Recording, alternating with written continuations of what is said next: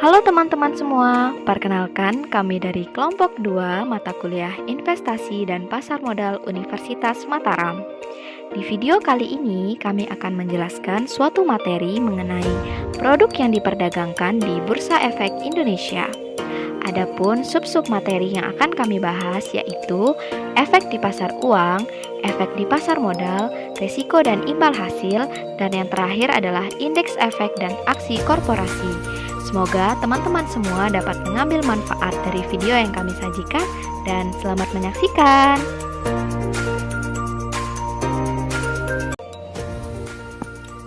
Efek di pasar uang. Sebelum lanjut ke pembahasan apa saja yang diperjualbelikan di pasar uang, tentu saja kita mulai dari pengertian pasar uang. Pasar uang atau money market merupakan pasar yang menyediakan sarana pengalokasian dan pinjaman dana jangka pendek dengan jangka waktu kurang dari 1 tahun. Karena itu, pasar uang merupakan pasar likuiditas primer. Pelaku utama dalam pasar uang yaitu pertama, lembaga-lembaga keuangan seperti bank, dana pensiun, dan perusahaan asuransi. Kedua, perusahaan-perusahaan besar seperti perusahaan yang sudah go public menerbitkan commercial paper. Kemudian ketiga, lembaga-lembaga pemerintah seperti Bank Indonesia menerbitkan sertifikat Bank Indonesia atau SBI. Kemudian keempat, individu-individu seperti rumah tangga membeli sertifikat dari Bank Indonesia. Fungsi dan karakteristik pasar uang. Fungsi pasar uang yaitu yang pertama, sebagai sarana pemenuhan kebutuhan bagi setiap orang atau instansi dalam pemenuhan jangka pendek. Yang kedua, sebagai pengendali moneter yang dilakukan oleh pengusaha moneter dalam melaksanakan operasi pasar terbuka. Yang ketiga, berfungsi untuk menjembatani adanya kesenjangan antara penerimaan dan pengeluaran dana. Berikutnya karakteristik pasar uang. Karakteristik pasar uang yaitu yang pertama, menyediakan fasilitas jual beli aset finansial. Yang kedua, mempertemukan pihak yang memiliki surplus dana dengan pihak yang mengalami defisit. Yang ketiga, transaksi dalam pasar uang sebagian bersifat jangka pendek. Yang keempat, pasar uang juga berfungsi untuk memenuhi kebutuhan dana jangka pendek perusahaan, lembaga keuangan, dan pemerintah, mulai dari overnight sampai dengan jangka waktu jatuh tempo 1 tahun.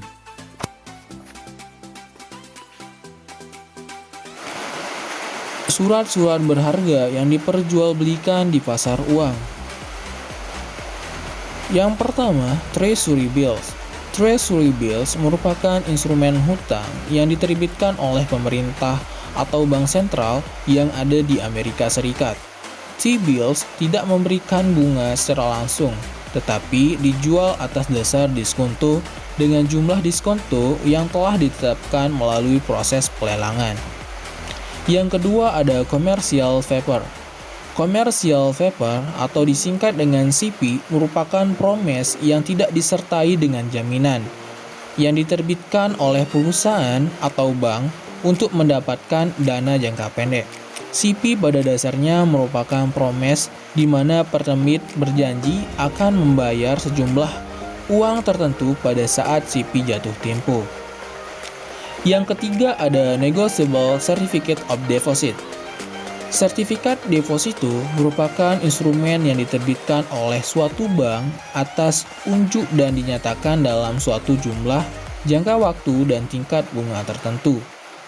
Biasanya didasarkan dengan diskonto senilai Rp1.000.000 dengan jangka waktu 30 hari sampai dengan 1 tahun. Kemudian yang keempat ada banker acceptance. Banker acceptance merupakan wesel bank yang ditarik oleh seorang eksportir atau importir atas suatu bank untuk membayar sejumlah barang atau untuk membeli valuta asing yang diberi tanda accepted. Apabila bank menyetujui wesel tersebut dan dapat diperjualbelikan di pasar uang sebagai salah satu sumber pendanaan jangka pendek. Yang kelima yaitu Bill of Exchange. Bill of Exchange atau wesel adalah suatu perintah tertulis tak bersyarat yang ditunjukkan oleh seseorang kepada pihak lainnya untuk membayar sejumlah uang pada saat diperlihatkan atau pada tanggal tertentu kepada penarik atau order atau pembawa. Kemudian yang keenam ada repurchase agreement atau disingkat dengan REVO. REVO merupakan transaksi jual beli surat berharga disertai dengan perjanjian bahwa penjual akan membeli kembali surat-surat berharga yang telah dijual tersebut pada tanggal dan dengan harga yang telah ditetapkan terlebih dahulu. Surat berharga yang sering diperjualbelikan secara diskonto misalnya SBI, SBPU, CV, dan T-bills. Yang ketujuh ada sertifikat Bank Indonesia atau disingkat dengan SBI. SBI pada dasarnya merupakan surat berharga atas unjuk dalam satuan uang rupiah yang diterbitkan dengan sistem diskonto oleh Bank Indonesia sebagai pengakuan hutang jangka pendek. SBI sebagai piranti operasi pasar terbuka digunakan untuk mengendalikan moneter melalui lelang harian. Kemudian yang kedelapan yaitu surat berharga pasar uang atau disingkat dengan SBPU. SBPU adalah surat-surat berharga berjangka pendek yang dapat diperjualbelikan secara diskonto dengan Bank Indonesia atau lembaga diskonto yang ditunjuk oleh BI. Yang berfungsi untuk ekspansi moneter oleh Bank Indonesia dengan menetapkan tingkat diskonto SBPU. Yang terakhir ada call money. Call money merupakan salah satu sarana penting untuk mendorong pengembangan pasar uang. Pasar uang antar bank pada dasarnya adalah kegiatan pinjam-meminjam dana antara satu bank dengan bank lainnya untuk jangka waktu pendek. Jangka waktu kredit berkisar antara 1 hari sampai dengan 7 hari. Pemberian call money dapat berbentuk one day call money overnight, di mana harus dilunasi dalam 1 hari. Call money dapat pula berbentuk 2-day call money, di mana pelunasannya 2 hari. Selanjutnya, efek yang diperdagangkan dalam pasar modal. Menurut Eduardus Tandelilin, pasar modal adalah pertemuan antara pihak yang memiliki kelebihan dana dengan pihak yang membutuhkan dana dengan cara memperjualbelikan sekuritas. Dengan demikian, pasar modal juga bisa diartikan sebagai pasar untuk memperjualbelikan sekuritas yang umumnya memiliki umur lebih dari 1 tahun seperti saham dan obligasi. Menurut Eduardus Tandelilin, beberapa sekuritas yang umumnya diperdagangkan di pasar modal antara lain yaitu yang pertama saham, yang kedua obligasi, yang ketiga reksadana, dan yang keempat instrumen derivatif. Yang pertama saham. Saham merupakan surat bukti kepemilikan atas aset-aset perusahaan yang menerbitkan saham. Saham dapat dibedakan menjadi 2, yaitu yang pertama saham biasa. Saham biasa menyatakan kepemilikan suatu perusahaan. Saham biasa adalah sertifikat yang menunjukkan bukti kepemilikan suatu perusahaan. Sebagai pemilik, pemegang saham biasa suatu perusahaan mempunyai hak suara proporsional pada berbagai keputusan penting perusahaan, antara lain pada persetujuan keputusan dalam rapat umum pemegang saham atau RUPS. Pemegang saham biasa memiliki hak klaim atas penghasilan dan aktiva perusahaan. Apabila perusahaan menghasilkan laba dalam menjalankan bisnisnya, maka sebagian atau seluruh laba dapat dibagikan kepada pemiliknya, yaitu pemegang saham sebagai dividen. Di Indonesia, keputusan pembagian dividen harus memperoleh persetujuan dalam RUPS. Jenis saham yang kedua yaitu saham preferen, merupakan satu jenis sekuritas ekuitas yang berbeda dalam beberapa hal dengan saham biasa. Dividen pada saham preferen biasanya dibayarkan dalam jumlah tetap dan tidak pernah berubah dari waktu ke waktu. Sesungguhnya saham preferen merupakan saham yang memiliki karakteristik gabungan antara saham biasa dan obligasi. Kemudian, jenis sekuritas yang kedua yaitu obligasi. Obligasi dikeluarkan penerbitnya sebagai surat tanda bukti hutang.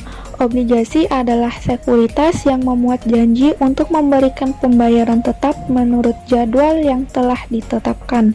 Obligasi itu sendiri merupakan sertifikat atau surat berharga yang berisi kontrak antara investor sebagai pemberi dana dengan penerbitnya sebagai peminjam dana. Obligasi dapat dibedakan menurut siapa penerbitnya, yaitu yang pertama obligasi negara adalah obligasi yang diterbitkan oleh pemerintah Republik Indonesia. Yang kedua, obligasi perusahaan atau obligasi korporasi adalah obligasi yang diterbitkan oleh perusahaan, baik perusahaan swasta maupun perusahaan negara atau BUMN.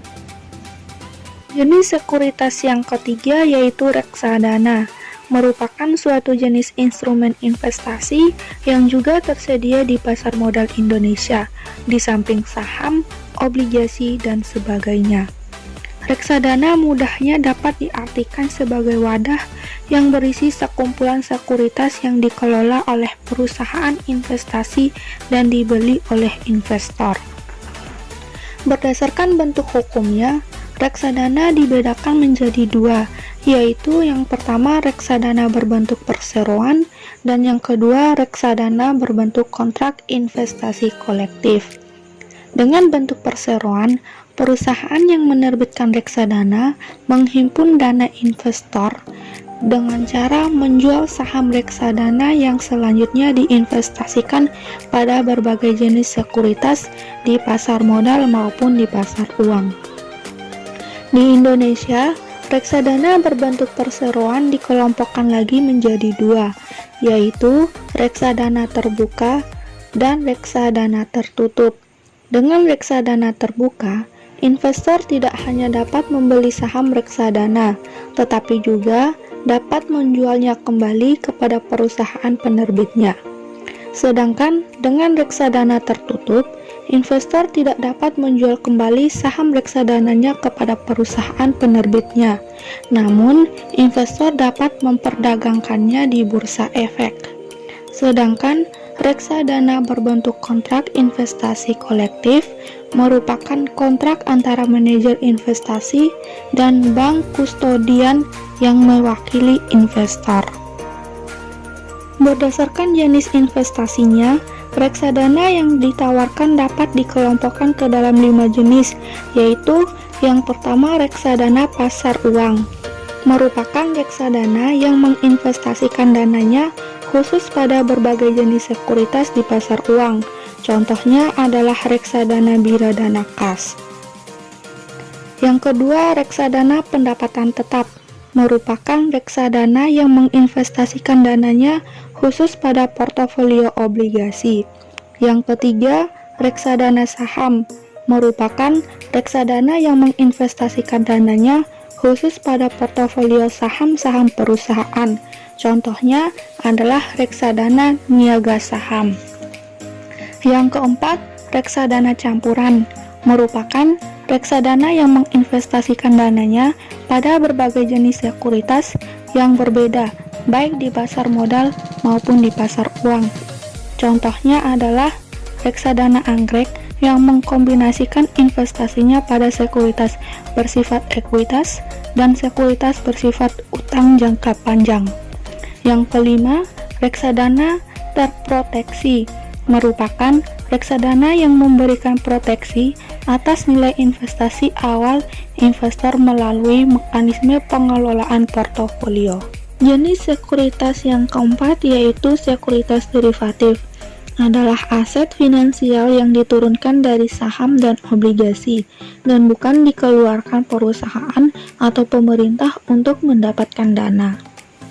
Jenis-jenis sekuritas yaitu yang pertama waran, yang kedua right, dan yang ketiga opsi. Waran adalah hak untuk membeli saham pada waktu dan harga yang sudah ditentukan sebelumnya. Waran biasanya dijual bersamaan dengan sekuritas lain, misalnya obligasi atau saham. Waran tidak seperti bukti right yang memiliki periode perdagangan yang singkat, hanya beberapa minggu. Periode perdagangan waran adalah jangka panjang, umumnya antara 3 sampai dengan 5 tahun. Dan REIT merupakan sekuritas yang memberikan hak kepada pemegang saham lama untuk membeli saham baru perusahaan pada harga yang telah ditetapkan saham periode tertentu. REIT dapat diperjualbelikan antara investor seperti halnya sekuritas lainnya di bursa efek selama periode waktu perdagangan yang terbatas. Dan opsi adalah suatu perjanjian yang memberi pemiliknya hak, tetapi bukan kewajiban untuk membeli atau menjual suatu aset tertentu pada harga tertentu selama waktu tertentu. Pemilik call option mempunyai hak, tetapi bukan kewajiban untuk membeli aset induk atau aset acuan pada harga tetap selama waktu tertentu. Sedangkan pemilik put option mempunyai hak, tetapi bukan kewajiban untuk menjual aset induk pada harga tetap selama waktu tertentu. Sekarang kita akan beralih ke pembahasan selanjutnya mengenai risiko dan imbal hasil atau return. Sebelum masuk ke pembahasan, saya akan membahas sedikit mengenai tipe investor. Yang pertama adalah investor yang berani menantang risiko. Yang kedua adalah investor yang enggan menanggung risiko. Dan yang ketiga adalah investor yang netral. Investor netral ini adalah investor yang tidak takut dan juga tidak menantang risiko. Oke, saatnya kita masuk ke pembahasan pertama, yaitu mengenai return. Jadi, return ini adalah salah satu faktor yang memotivasi seorang investor untuk berinvestasi dan juga merupakan imbalan atas keberanian investor menanggung risiko atas investasi yang dilakukannya. Return ini sendiri mempunyai dua komponen utama. Yang pertama adalah yield, yaitu komponen yang mencerminkan aliran kas atau pendapatan yang diperoleh secara periodik dari suatu investasi. Yang kedua adalah capital gain or loss, di mana komponen ini merupakan kenaikan maupun penurunan harga suatu surat berharga yang bisa memberikan keuntungan maupun kerugian bagi investor.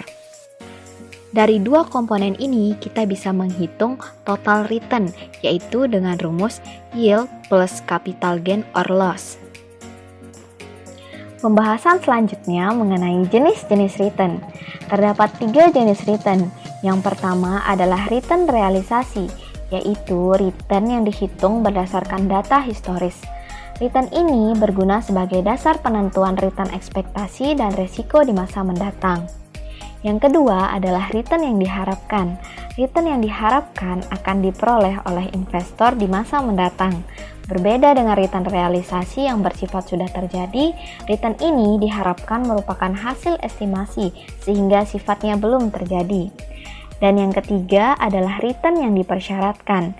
Return yang diperoleh secara historis yang merupakan tingkat return minimal yang dikehendaki oleh investor atas preferensi subjektif investor terhadap risiko. Setelah mengenal ketiga jenis return, sekarang teman-teman akan saya beritahu bagaimana cara menghitung return yang diharapkan. Jadi, setiap investor harus memperhitungkan berbagai kemungkinan terwujudnya tingkat return tertentu atau yang lebih dikenal dengan probabilitas kejadian. Secara matematis, return yang diharapkan dapat dirumuskan sebagai berikut. Setelah mengenal rumusnya, sekarang kita akan mengenal dua metode untuk menghitung estimasi return. Yang pertama adalah rata-rata aritmatik, yang kedua adalah rata-rata geometrik. Kedua metode ini dapat digunakan untuk menghitung suatu rangkaian aliran return dalam suatu periode tertentu. Misalnya, return suatu aset selama 5 atau 10 tahun. Sekarang kita akan membandingkan antara metode rata-rata aritmatik dengan geometrik. Yang pertama, metode aritmatik kadangkala bisa menyesatkan, terutama jika pola distribusi return selama suatu periode mengalami perubahan yang sangat fluktuatif. Sedangkan metode geometrik yang bisa menggambarkan secara lebih akurat nilai rata-rata yang sebenarnya dari suatu distribusi return selama suatu periode tertentu. Yang kedua, hasil perhitungan return dengan metode geometrik lebih kecil dibanding hasil perhitungan dengan metode aritmatik. Dan yang ketiga, perhitungan tingkat perubahan aliran return pada periode yang bersifat serial dan kumulatif sebaiknya menggunakan metode geometrik, sedangkan untuk metode aritmatik akan lebih baik dipakai untuk menghitung nilai rata-rata aliran return yang tidak bersifat kumulatif. Sekarang kita akan memasuki ke pembahasan kedua mengenai risiko. Risiko merupakan kemungkinan perbedaan antara return aktual yang diterima dengan return yang diharapkan. Semakin besar kemungkinan perbedaannya, maka semakin besar pula risiko investasi yang akan dihadapi. Sama halnya seperti return, risiko pun dapat kita perhitungkan atau dapat kita estimasikan. Besaran resiko diukur dari besaran standar deviasi dari return yang diharapkan. Deviasi standar merupakan akar kuadrat dari varians yang menunjukkan seberapa besar penyebaran variabel random di antara rata-ratanya. Semakin besar penyebarannya, semakin besar varians atau deviasi standar investasi tersebut. Berikut adalah rumus untuk menghitung varians dan deviasi standar dalam resiko. Di sini terdapat 8 sumber resiko yang mempengaruhi risiko investasi, yaitu resiko suku bunga, resiko pasar, inflasi, bisnis, finansial, likuiditas, nilai tukar mata uang, dan resiko negara. Materi selanjutnya yaitu indeks efek.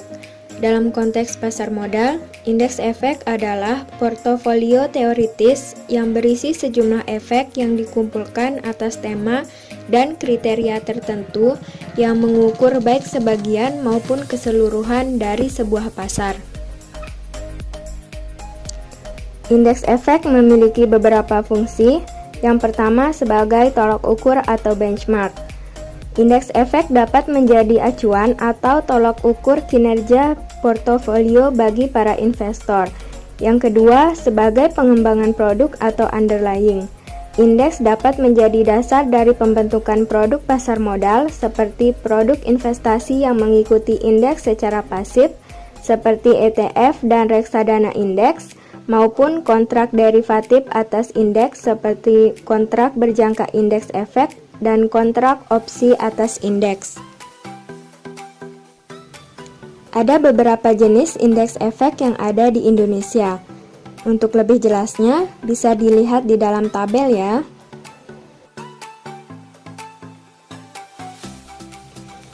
Metodologi indeks. Yang pertama, penetapan universe atau tema. Indeks efek dibentuk dengan tema tertentu, di mana tema adalah gaya dari investasi yang direplikasi dan diukur oleh indeks. Tema dari indeks memiliki keragaman, beberapa di antaranya seperti saham liquid, saham kapitalisasi pasar tertentu, saham syariah, dan sebagainya. Yang kedua, kriteria seleksi efek. Setelah tema indeks ditentukan, langkah berikutnya dalam penyusunan indeks adalah menentukan kriteria seleksi efek konstituen indeks. Yang ketiga, pembobotan dan penyesuaian. Terdapat 3 metode dasar dalam pembobotan konstituen indeks. Metode pertama, price weighted. Indeks price weighted dibentuk dengan asumsi setiap efek konstituen dalam portofolio indeks memiliki jumlah yang sama, yaitu 1 unit. Metode kedua, market capitalization weighted. Indeks market capitalization weighted dibentuk dengan bobot yang mencerminkan kapitalisasi pasar dalam portofolio indeks. Metode ketiga, equal weighted. Indeks equal weighted dibentuk dengan asumsi sederhana, yaitu setiap efek konstituen memiliki bobot yang sama dalam portofolio indeks. Yang keempat, tanggal dasar dan nilai dasar. Tanggal dasar yaitu tanggal pada saat indeks berada di nilai dasar. Tanggal dasar tidak sama dengan tanggal peluncuran, sedangkan nilai dasar yaitu nilai indeks yang telah ditetapkan sebagai awal dari indeks. Yang kelima, kalkulasi return.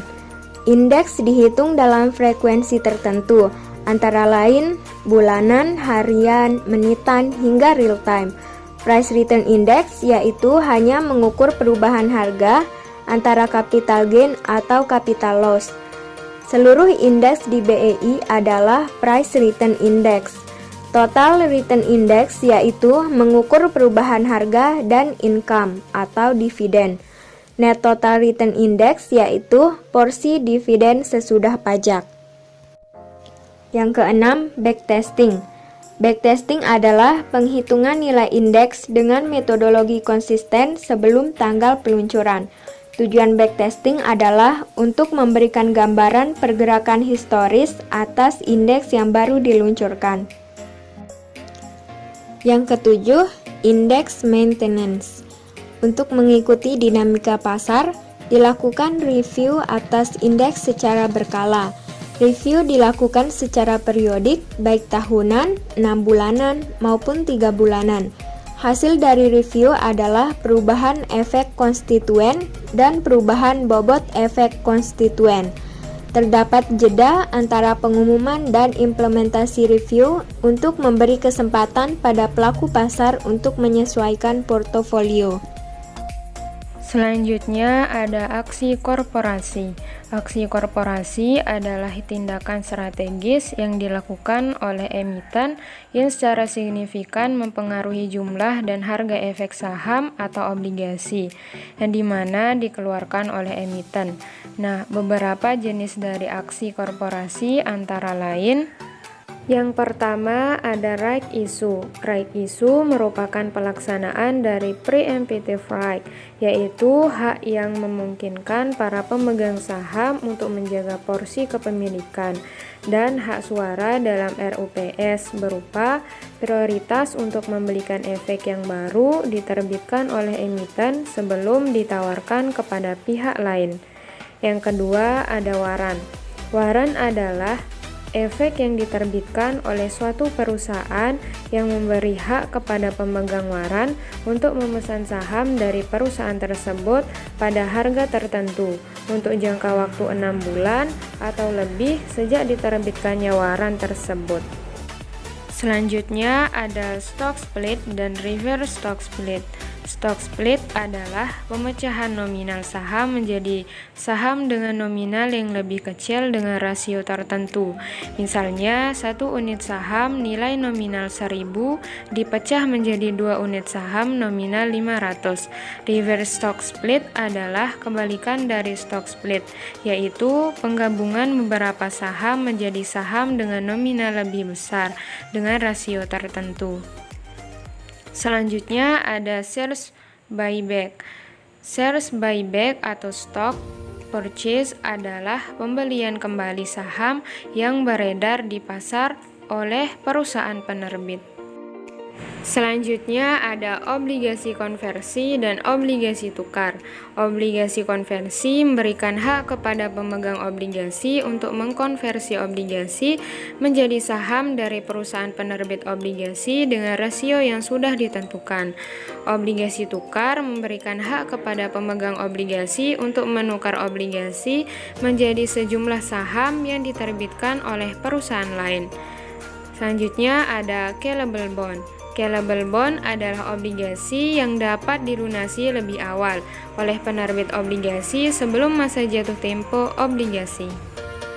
Selanjutnya ada merger. Merger adalah penggabungan dua perusahaan atau lebih menjadi satu perusahaan, di mana perusahaan yang memerger tetap bertahan dan perusahaan yang dimerger atau sasaran berhenti beroperasi. Selanjutnya ada akuisisi. Akuisisi atau pengambil alihan adalah pembelian suatu perusahaan oleh perusahaan lain dengan cara membeli sebagian besar saham perusahaan yang mengakibatkan beralihnya pengendalian terhadap perusahaan tersebut. Dan yang terakhir ada konsolidasi. Konsolidasi atau peleburan adalah penggabungannya dua atau lebih perusahaan yang membentuk satu perusahaan baru dan masing-masing perusahaan yang meleburkan diri menjadi bubar.